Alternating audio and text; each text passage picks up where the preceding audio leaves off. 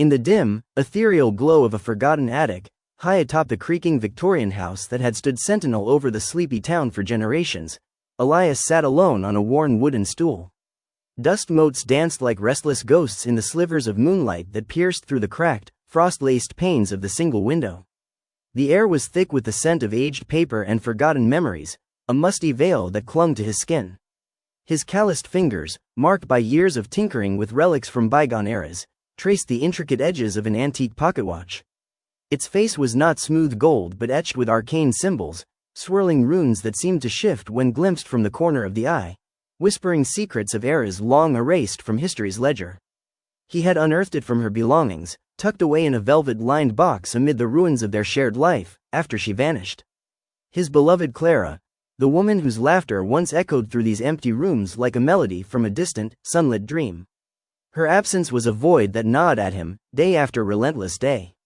Elias closed his weary eyes, his heart heavy with the unrelenting weight of loss, a sorrow that had carved deep lines into his once youthful face. "Clara," he murmured, his voice a calm rumble, deep and resonant, laced with the unspoken depths of a love that refused to fade. "Where have you gone? Why did you leave me to this silence?" The watch ticked softly in his palm, but not with the steady, mechanical rhythm of ordinary seconds passing.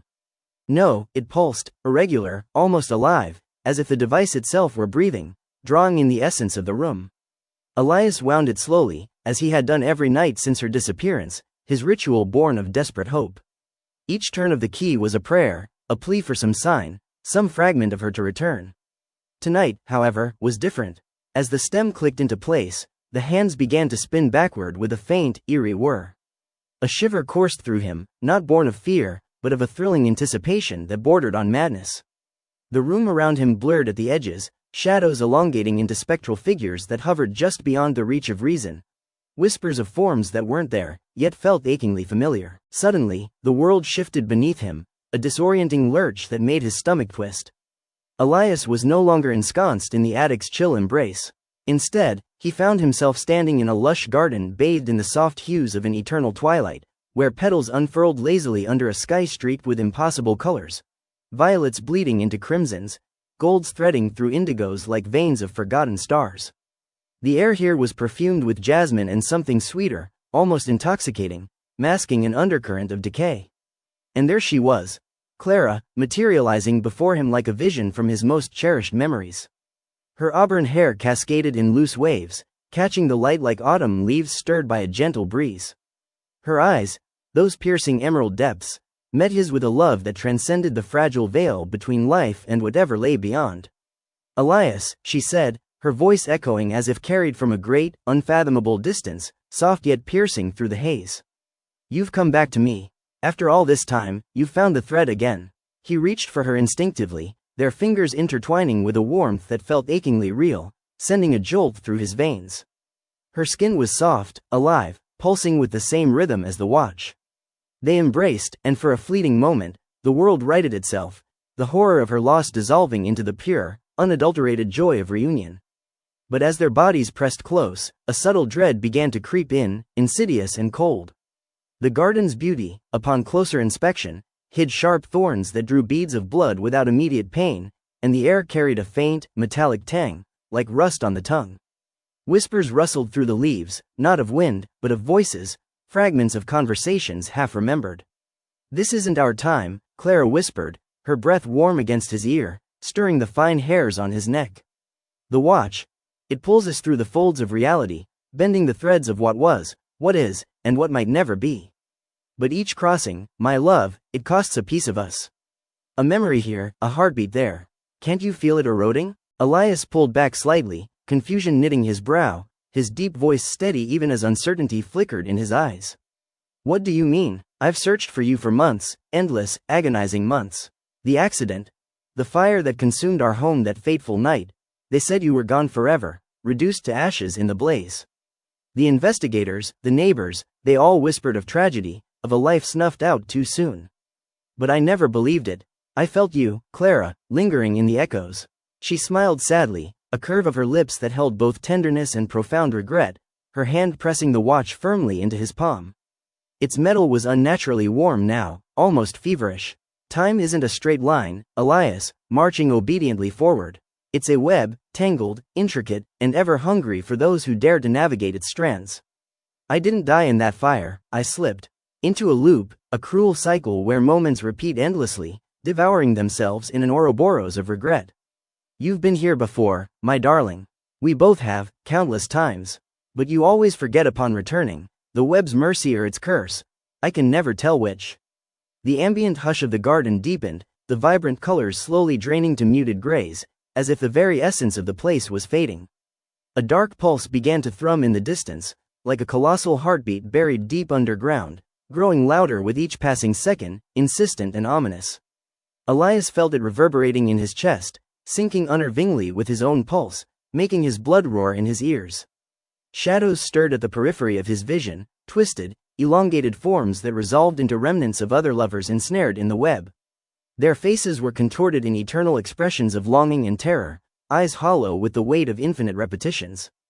Tell me how to free you, he pleaded, his voice remaining composed, a deep timbre that masked the rising tide of fear, though emotion cracked through like fissures in ancient stone.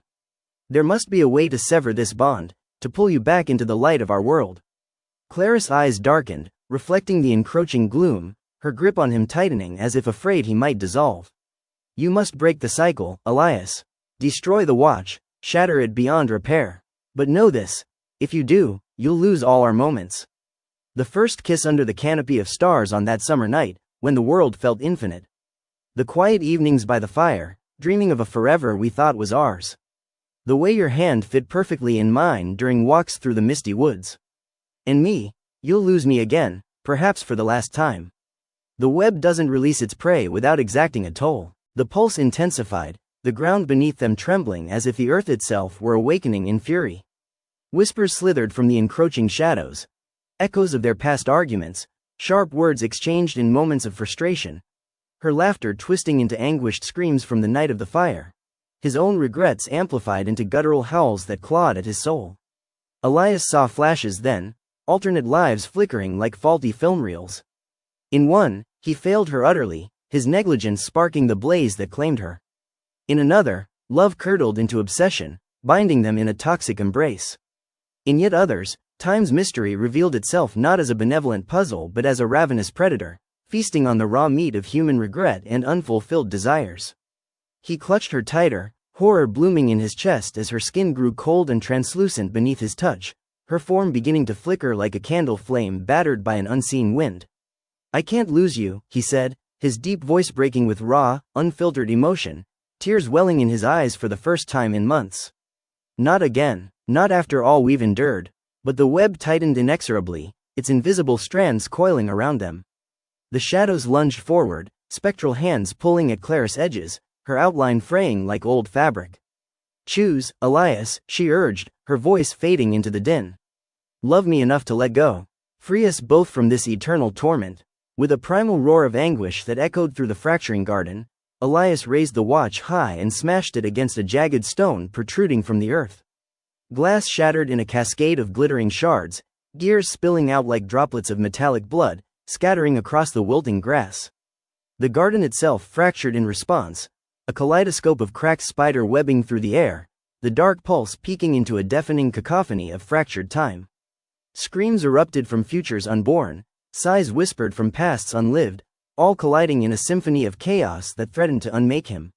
Then, abrupt and merciful, silence descended like a heavy curtain. Elias awoke with a gasp in the attic, sprawled on the cold floor, alone once more in the mundane chill of reality. The watch lay in irreparable pieces at his feet, its arcane symbols dulled and lifeless. But in his trembling hand, a single gear remained clutched tightly, unnaturally warm to the touch, as if holding onto a final spark of her essence. And in the profound quiet that followed, he heard her voice, faint but eternal, a whisper carried on the wind. Thank you, my love. We're free. Tears traced silent paths down his weathered cheeks as an emotional swell enveloped him, the ambient hush of the attic returning, softer now, laced with a bittersweet peace. Time, at last, moved forward, unbroken, unyielding, but forever marked by the indelible imprint of her love, a mystery resolved in sacrifice.